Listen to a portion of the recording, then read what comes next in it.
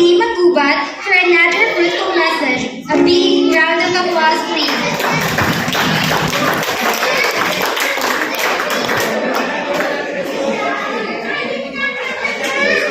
Okay, so mayong gabi ang tanan. So siya, congratulations to your neighbor.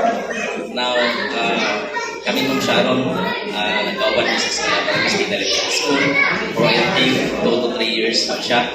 But yes, yes, 2 to 3 years. And I saw her potential and also the qualities that Sir Danny needs in our Department of Education. So, si Ma'am Sharon, kadaghan din siya nagulat.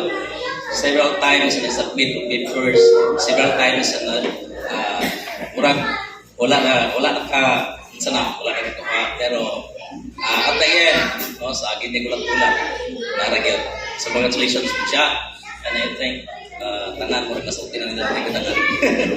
Then, naka-step na pa kailangan nga step, no? Manapailayan nga step para sa tuwang another promotion. Daghan pa itong mga promotions mo siya. So, daghan pa mga struggles. Okay, so good luck and congratulations. Thank you.